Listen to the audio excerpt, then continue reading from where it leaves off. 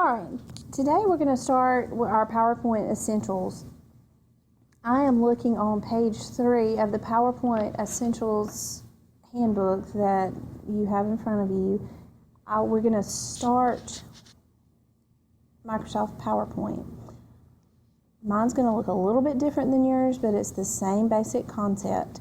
I'm going to go down to the bottom left corner and click on the Windows icon.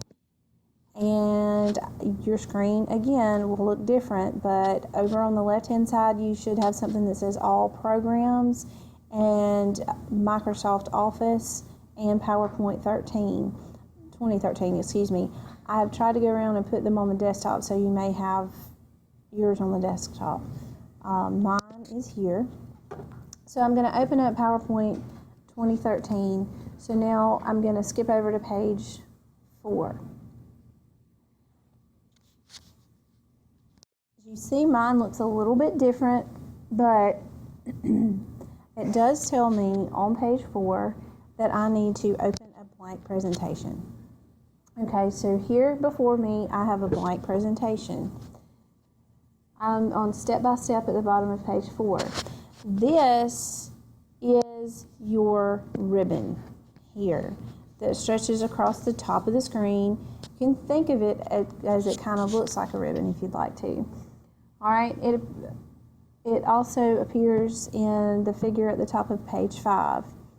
If I click, if you notice now the Home tab is active and I have a certain set of commands here.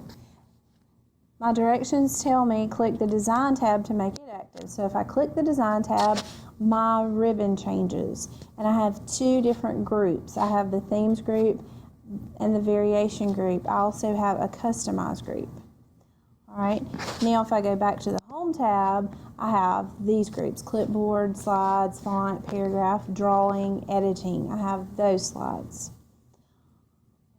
Alright, step 4 tells me on the slide, click anywhere in the text, click Add Title. Alright, if you notice, I have a cursor. I'm wiggling it right now. That's called the I-beam cursor, or the I-beam pointer.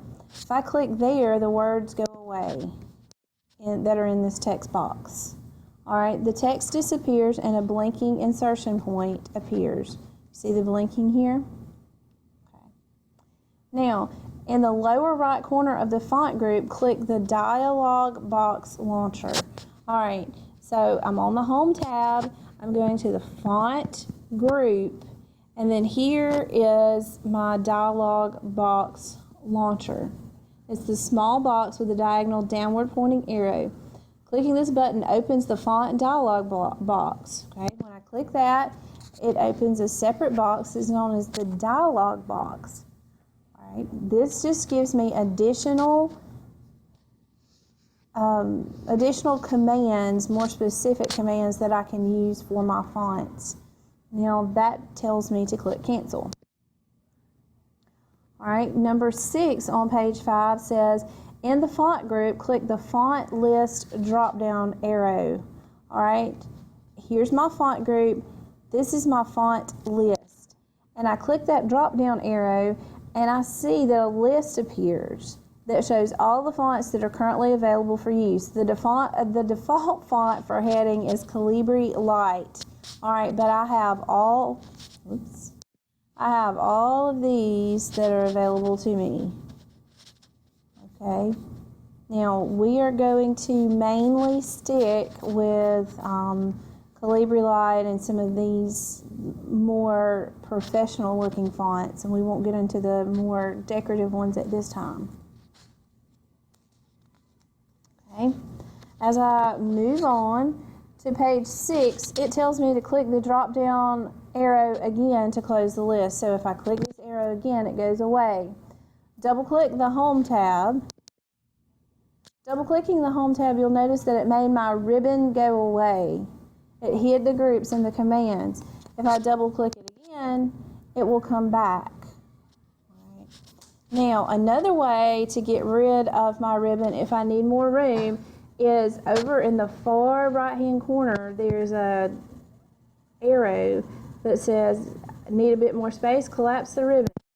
All right, and then only my tabs show at the top. Now, I really don't like for it to go away, so I want it to stay pinned to I want it to stay active. Okay, it tells me to pause and leave the presentation open. So that gets me through my first set of step-by-step.